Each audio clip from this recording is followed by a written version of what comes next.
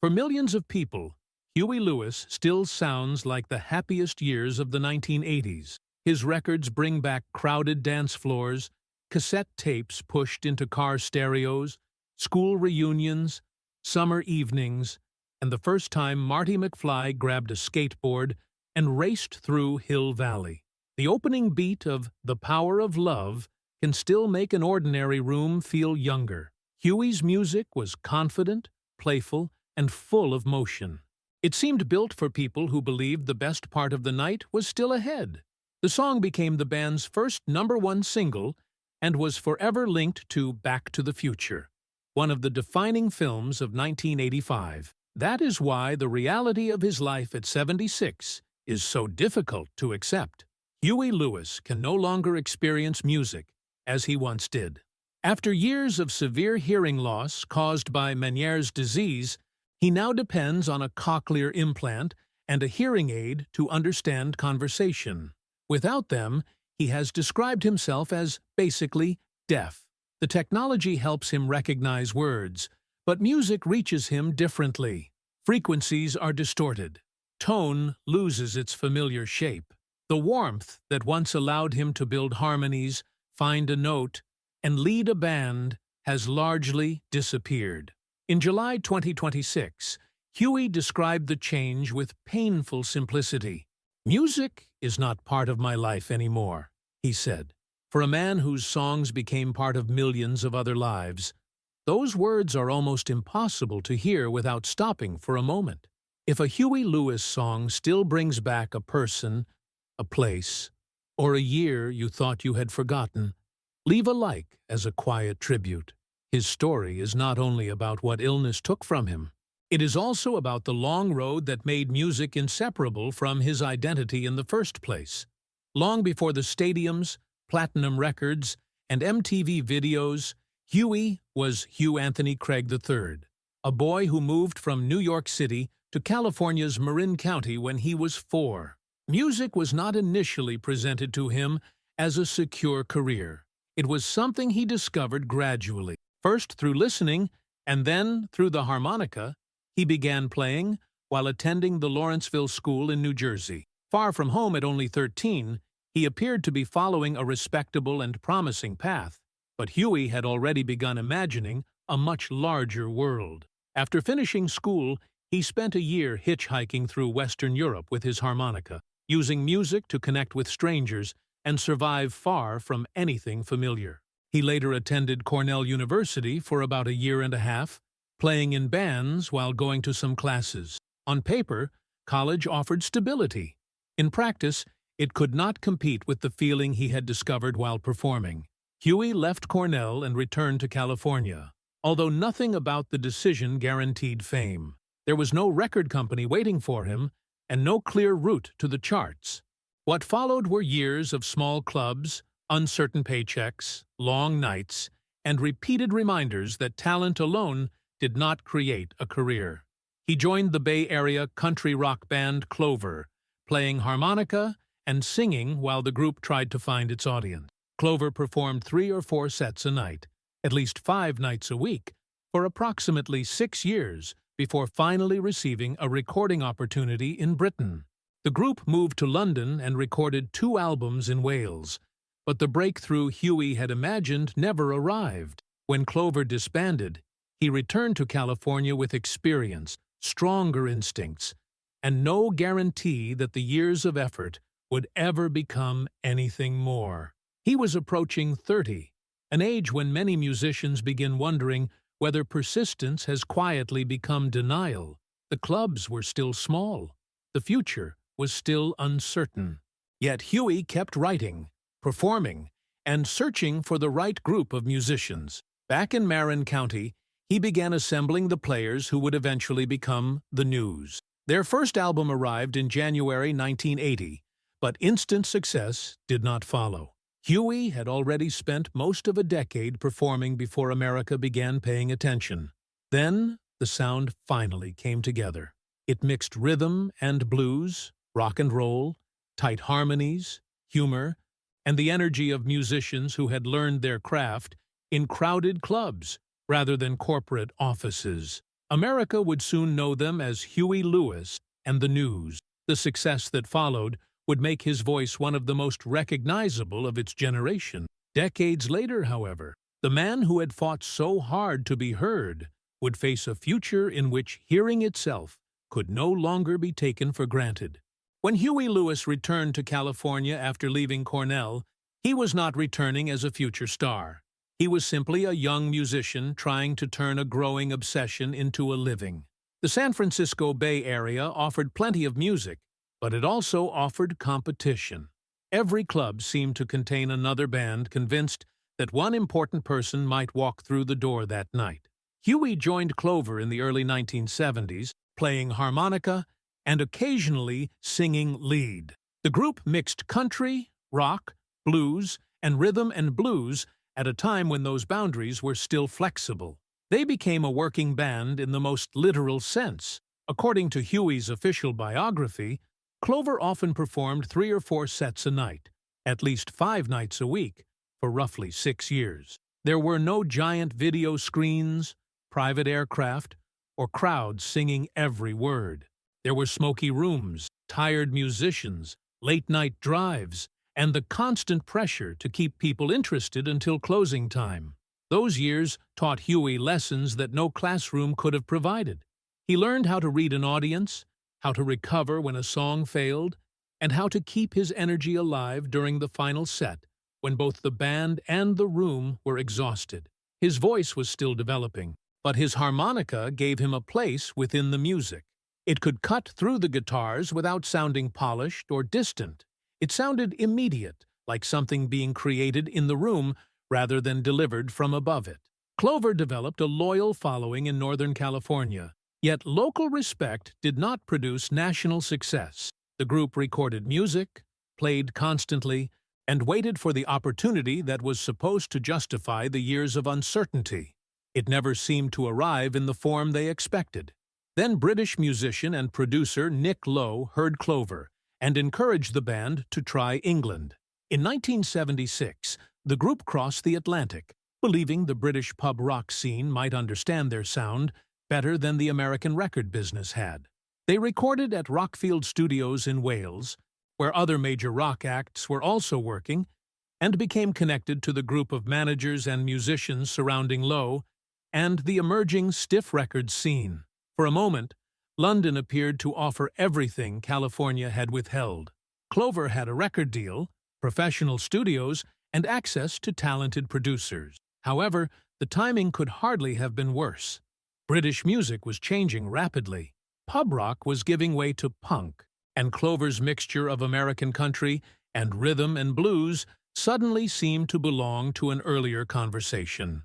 Members of Clover's rhythm section were chosen to back Elvis Costello during the recording of his debut album, My Aim Is True. Huey was invited to contribute to a few tracks, but he declined because he had already made plans to spend time traveling with his girlfriend. Years later, he recalled the decision without pretending that he had understood how important the album would become. At the time, Costello was another young artist working quickly with people from the same musical circle. Clover's 2 British albums failed to establish the band commercially. The promised breakthrough never materialized, and the group eventually broke apart. Huey returned to California carrying more experience, but very little evidence that his career was moving forward. He could have treated the years in England as a failure. Instead, he used what he had learned. The British musicians around him had approached records differently. They valued sharp arrangements, personality, and songs that reached the point quickly. Huey had also seen how a recording could capture the energy of a working band without sanding away every rough edge. Back in the Bay Area, he began working with musicians he already knew from the local scene.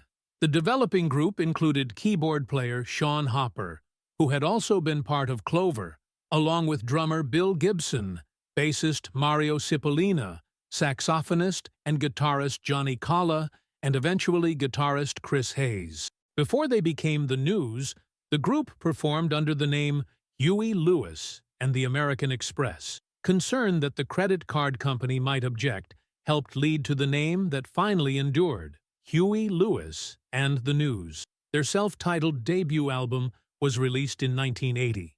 It was professionally recorded and energetic, but the public barely noticed. The album failed to reach the main Billboard 200, appearing just below it.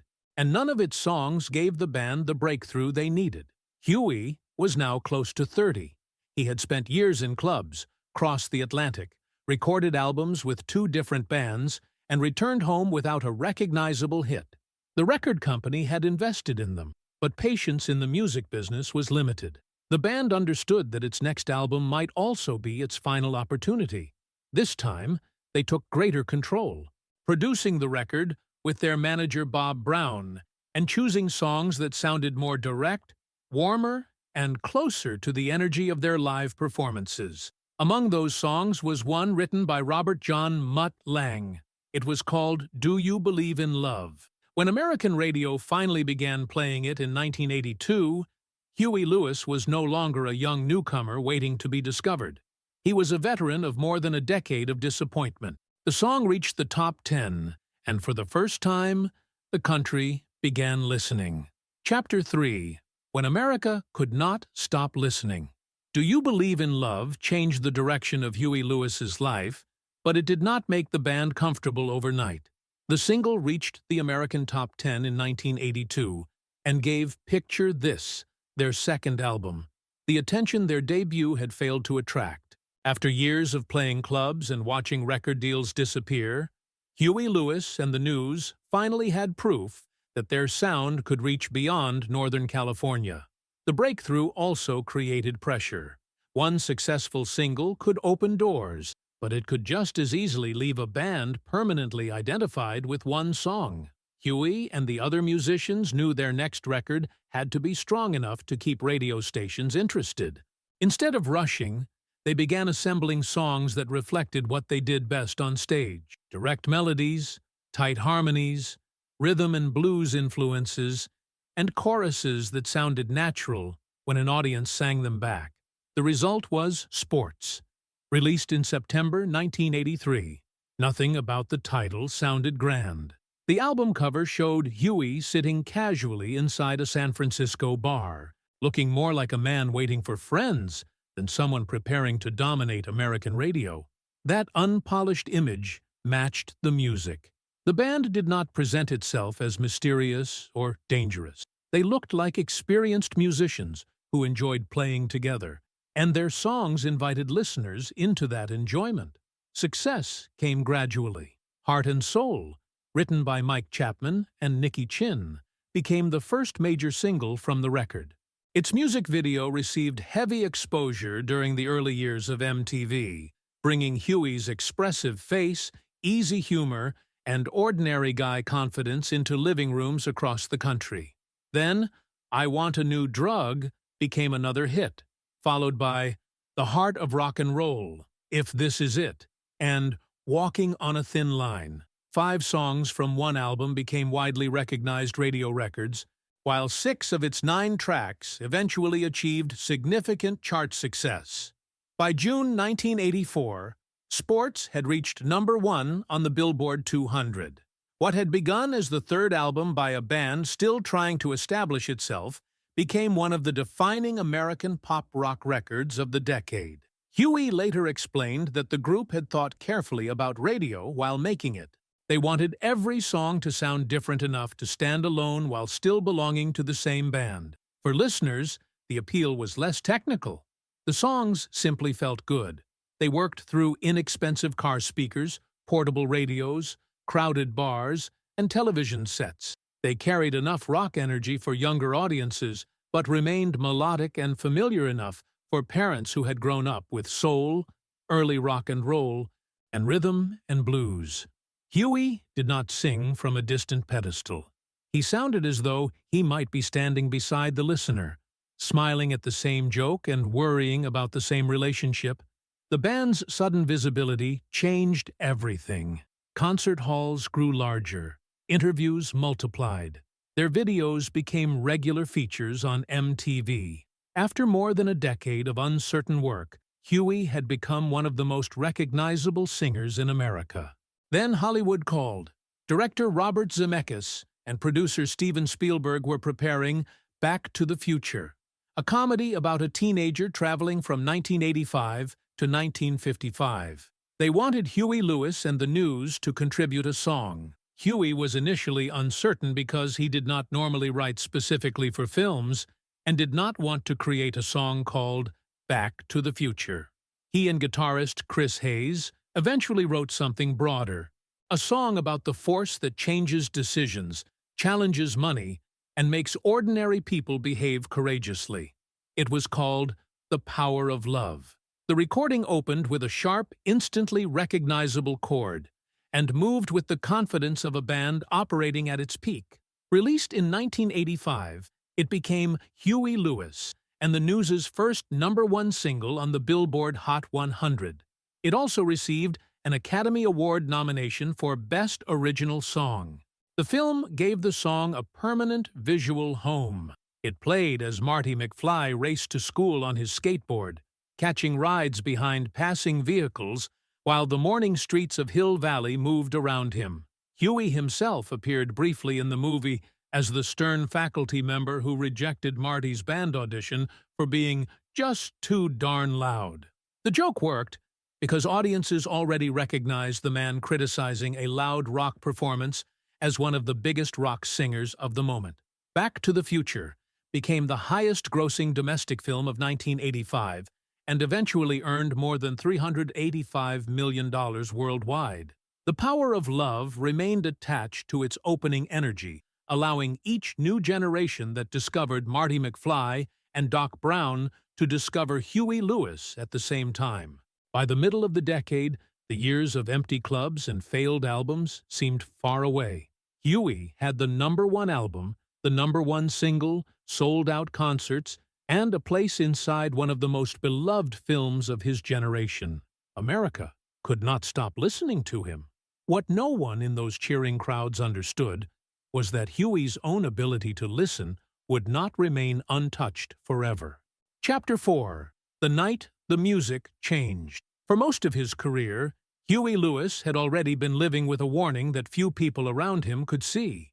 Years before the crisis that ended his touring life, Ménière's disease had severely damaged the hearing in his right ear. Huey continued because his left ear still allowed him to sing, record, and perform. For roughly 2 decades, he trusted that remaining ear and carried on as though the arrangement might last forever. It did not. On January 27, 2018, Huey Lewis and the News were preparing for a concert in Dallas. The crew was working, the band was ready, and another audience was expecting the songs that had followed them for decades. Then Huey noticed that something was terribly wrong. As he approached the stage, sound no longer reached him normally. He later compared it to the roar of a jet engine. The lower frequencies were badly distorted, and the notes he had relied on all his life seemed to shift beyond his control. He could still understand voices at close range, but music had become confused inside his ear. A singer must know exactly where a note is, and Huey no longer could. During the attempt to perform, drummer Bill Gibson heard the problem immediately. Huey was approximately a full step flat. Gibson looked toward bassist John Pierce, and both men understood that this was not an ordinary bad night. Huey was not forgetting a melody or struggling with fatigue. He could no longer hear the pitch clearly enough to correct himself. The show could not continue as planned. A canceled concert might have seemed temporary. Singers lose their voices. Equipment fails. Illness passes. Huey had every reason to hope this episode would also improve. Ménière's disease can fluctuate, creating better days followed by sudden declines. But the hearing he depended upon did not return reliably enough for him to perform. He sought answers from specialists at the House Ear Institute, Stanford Ear Institute, and the Mayo Clinic. Doctors believed Ménière's disease was responsible and advised him not to perform unless his hearing improved. On April 13, 2018, Huey issued a public statement canceling all future shows. He explained that he could still hear a little in one-on-one conversations and over the telephone, but could not hear music well enough to sing. The lower frequencies, he wrote, distorted so severely that finding pitch had become impossible. The statement was brief and apologetic. Huey told fans that he felt horrible and hoped he might perform again someday. He did not announce a retirement or present the Dallas concert as the end. He was still waiting for improvement. That uncertainty made the following months especially difficult. There was no farewell performance and no final tour designed to help the band and audience say goodbye. Nearly 40 years of road work stopped because of a medical crisis before an ordinary show. One day, Huey Lewis and the News were a working band with concerts ahead of them. The next, every date depended on whether one man's inner ear would allow music to sound recognizable again. Some days brought enough improvement to encourage hope. Other days took it away. Huey later explained that Ménière's disease did not simply make sounds quieter.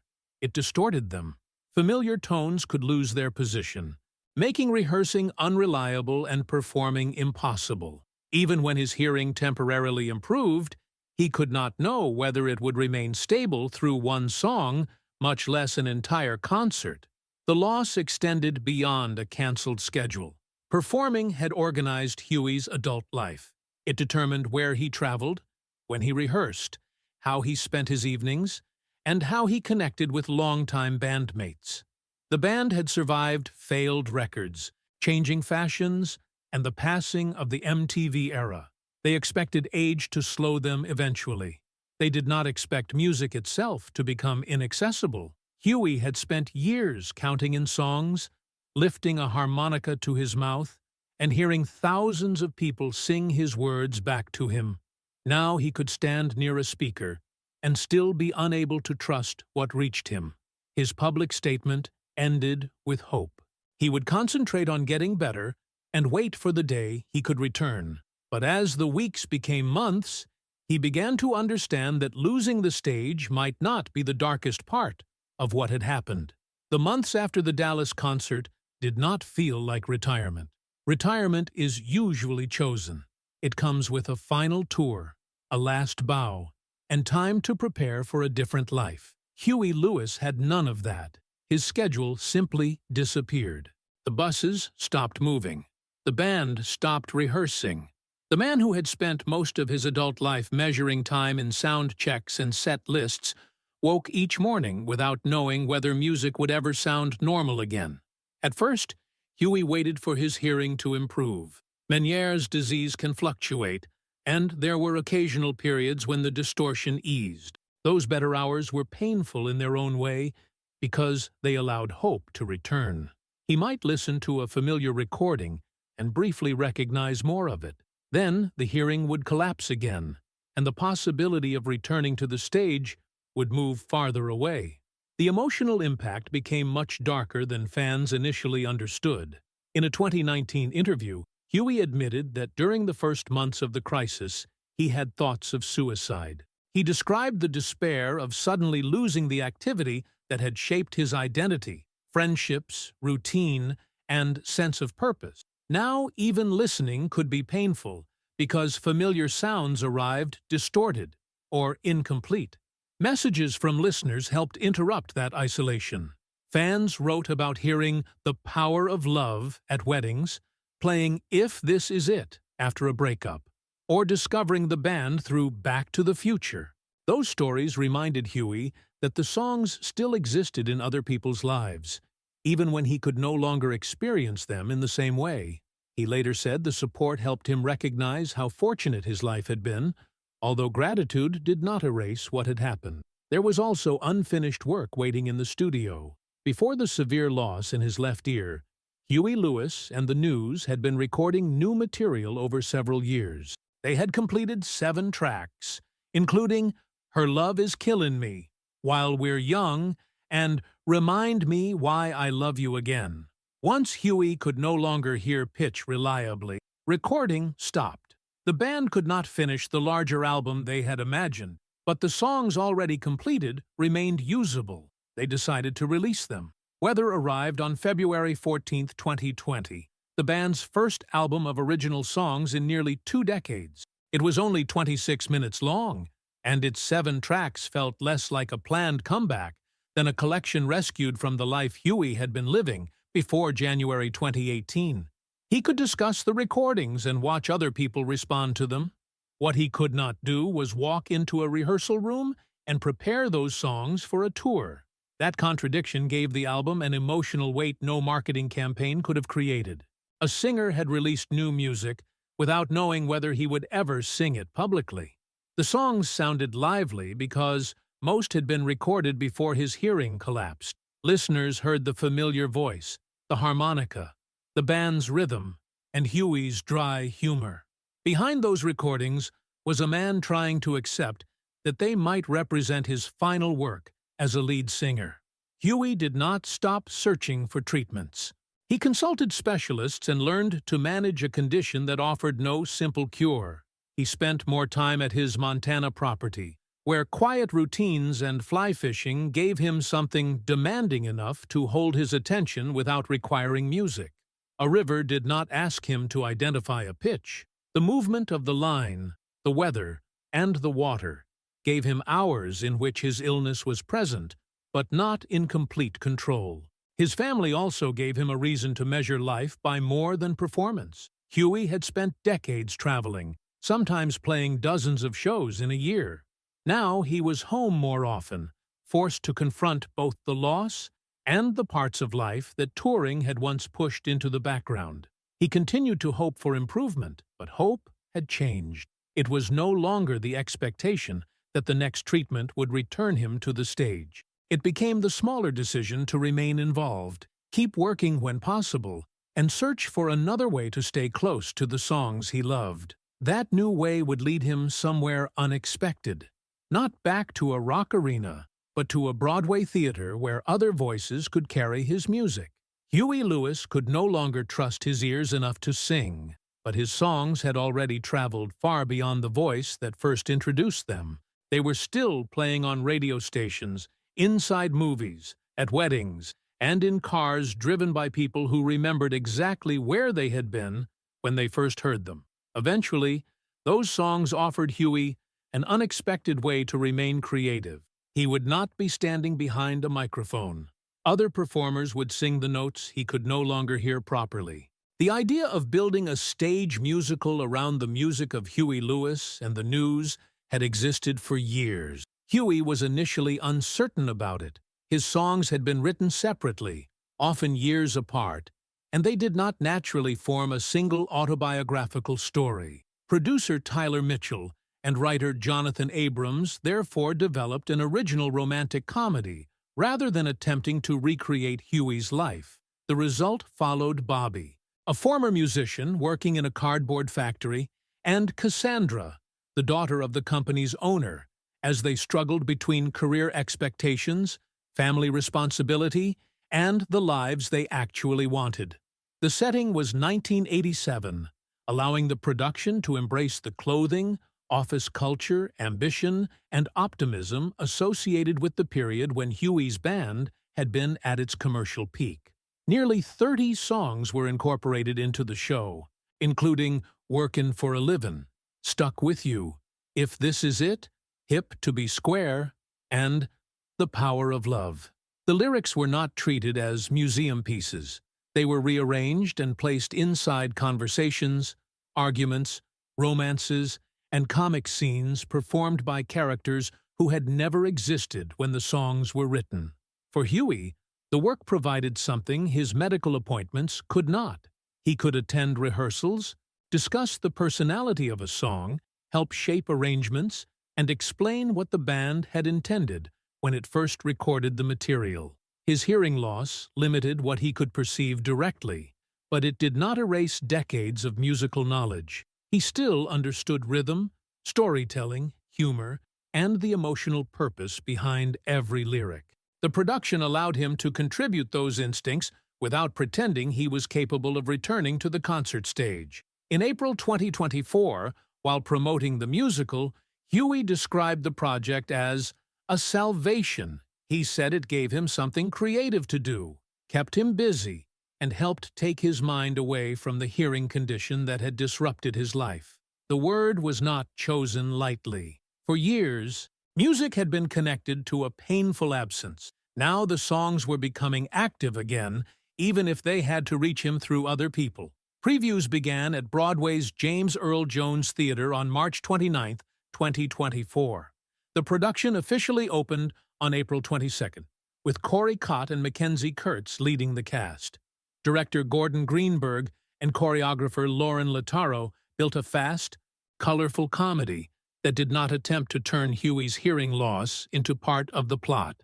Audiences were invited to enjoy the songs as they remembered them, energetic, romantic, humorous, and easy to sing along with.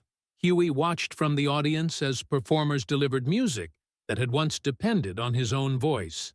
That experience carried an unavoidable contradiction. The theater was filled with melodies he had helped create, yet he could not hear them with the clarity enjoyed by the people seated around him. Applause still communicated itself through movement, faces, and the reaction of a room. But the complete sound, the harmonies, instrumental colors, and familiar balance of frequencies remained beyond his reach. Even so, he was not absent from the moment. After a performance on April 19th, Huey addressed the audience emotionally. He thanked the cast and acknowledged what it meant to witness the music given a new life. The people on stage were not replacing Huey Lewis and the news. They were demonstrating that songs can continue changing after their creators lose the ability to perform them. The Broadway run was brief. The Heart of Rock and Roll closed on June 23, 2024, approximately 2 months after its official opening.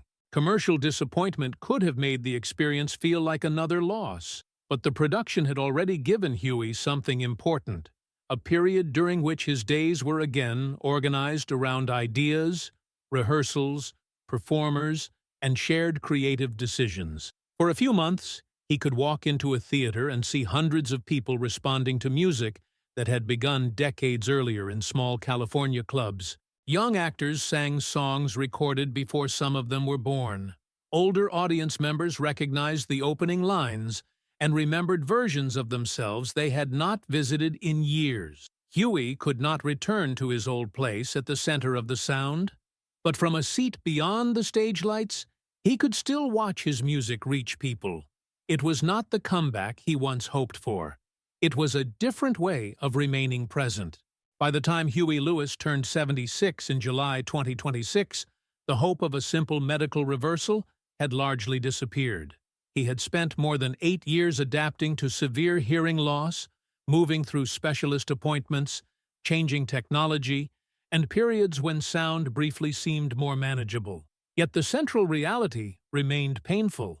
He could communicate with people, but he could no longer experience music in the way that had guided nearly every stage of his adult life. During a July 2026 appearance on Michael Rosenbaum's Inside of You podcast, Huey explained the condition more directly than he had in many earlier interviews. Without technology, he said, he was basically deaf. He wore a cochlear implant on one side and a conventional hearing aid on the other. Together, the devices gave him access to speech, allowing him to hold conversations and participate in ordinary life. They did not return the musical hearing he had lost. The difference mattered enormously. Spoken language can often be understood through context. A listener hears part of a sentence, recognizes familiar words, watches a person's expression, and fills in what is missing. Music asks the ear to process several layers at once: melody, pitch, harmony, overtones, rhythm, and the distinct character of each instrument arrive together across a wide range of frequencies. Huey explained that his cochlear implant converts sound into digital information that helps him understand speech. Music, however, contains too many overlapping frequencies for him to hear it accurately. The result is distortion. Notes do not hold their proper shape, and pitch becomes almost impossible to identify. For most people, hearing a favorite song is effortless. The opening notes arrive, and recognition follows almost immediately. For Huey, attempting to listen can become a reminder of what is missing. He knows exactly how the recording is supposed to sound. He remembers the balance of the instruments, the timing of the backing vocals, and the small details created during long hours in the studio. What reaches him now does not match that memory. That is why his statement in 2026 carried such weight. "Music is not part of my life anymore," he said. He was not claiming that the songs had disappeared or that he had stopped caring about them. His work continued to play around the world, and he remained involved in projects connected to it. He meant that listening for pleasure, the simple act of putting on a record while driving, cooking, or relaxing at home, had been taken from his daily life. The loss reached far beyond professional performance. Huey had once listened to music constantly. It was recreation, work, memory, conversation, and instinct. A musician studies other musicians even when no formal work is taking place. A bass line playing in a restaurant can attract attention. A harmony on the radio can produce an idea. An old soul record can bring back the room where it was first heard. Those ordinary experiences were no longer available in the same way. Huey did not pretend that accepting this had been easy. He had already spoken about the dark period following the collapse of his hearing in 2018, when he struggled to imagine a useful future without singing. By 2026, his language had become calmer, but not falsely cheerful. He called the condition something he had to carry, and acknowledged that it had changed his life immeasurably. He also resisted presenting himself as a man, without reasons for gratitude. He had enjoyed decades of success, raised a family, traveled the world, and created songs that still connected strangers through shared memory. The hearing loss could not remove those years. It could only change the way he lived after them. Fly fishing became one of the activities that helped him remain grounded. On rivers near his Montana home and during trips elsewhere, he could focus on water, movement, weather, and patience. Fishing did not replace music, and Huey never suggested that it did. It simply gave him a place where the absence of music did not define every moment. He continued experimenting with hearing technology, knowing that future improvements might offer something current devices could not. Yet he also understood that waiting endlessly for a cure could become another form of losing time. At 76, Huey Lewis was learning to live inside a difficult contradiction. His voice remained preserved on millions of recordings. His songs still filled theaters, radio stations, films, weddings, and reunions. Listeners could hear every note whenever they wished. The man who created those memories could remember the music perfectly. He simply could not hear it anymore. There is no honest ending to Huey Lewis's story in which his hearing suddenly returns, and the band walks back onto a stage as though January 2018 never happened. Ménière's disease did not give him a final performance or a clean farewell. It changed the terms of his life and forced him to discover what remained when the work that defined him could no longer continue. What remained was larger than a concert schedule. Huey Lewis and the News left behind songs that still enter people's lives without asking permission. "Do You Believe in Love" can bring back the nervous beginning of a relationship. "If This Is It" can return someone to an old breakup. "Stuck With You" still belongs at weddings and anniversaries. "The Power of Love" carries millions of viewers back to Marty McFly, a skateboard, and the streets of Hill Valley. The success was substantial. Sports reached #1 in the United States and became the band's defining album. Four also topped the Billboard 200 and produced #1 singles, including "Stuck With You" and "Jacob's Ladder." "The Power of Love" became the group's first Billboard Hot 100 #1 and received an Academy Award nomination through its connection with Back to the Future. Yet numbers do not explain why the songs lasted. Huey and the News sounded polished without feeling remote. They used rock and roll, soul, rhythm and blues, doo-wop harmonies, saxophones, and humor without asking listeners to study any of it. Their music could fill an arena, but it also worked through a kitchen radio or a worn cassette player in an aging car. The songs became attached to ordinary lives, which is why they survived long after MTV stopped playing the original videos. That connection helped Huey during the darkest period after his hearing collapsed. Messages from listeners reminded him that the music was still doing its work, even when he could no longer perform it. The songs had become memories that belonged partly to other people. A singer can stop touring, but he cannot control where a song travels after someone has carried it into a marriage, a family trip, a graduation, or a final dance. Huey has never pretended that gratitude erases the loss. In 2026, he explained that his cochlear implant and hearing aid help him understand speech, but do not allow him to enjoy music properly. Without that technology, he described himself as basically deaf. He knows how his records should sound, but the tones and frequencies reaching him now do not match what memory preserves. Still, he has resisted allowing the illness to become the only fact about his life. He spends time fly fishing, an activity that now gives him concentration, movement, and quiet. He remains close to family and friends. He has participated in creative projects, including the stage musical built around his songs. In a 2025 Biography interview, he acknowledged the severity of his condition, but still described himself as a lucky guy. Huey had years when almost no one listened. He crossed Europe with a harmonica, worked crowded clubs with Clover, watched early records fail, and reached his 30s without knowing whether music would provide a stable future. Then America listened all at once. The albums sold by the millions. The concerts grew. A song written without a film title in its lyrics became inseparable from one of the most beloved movies of its generation. He received more from music than he could have imagined during those uncertain club years. Then, music was taken from his daily life in a way few musicians could endure. At 76, Huey Lewis cannot return to the sound that once surrounded him. But the sound continues to return to everyone else. It plays when an old friend chooses a familiar record, when a parent introduces Back to the Future to a child, or when someone hears the opening of The Power of Love and remembers who they were in 1985. Perhaps that is the final contradiction of his life. Huey can no longer fully hear the music, but millions of people can still hear themselves inside it. Which Huey Lewis song brings back the strongest memory for you?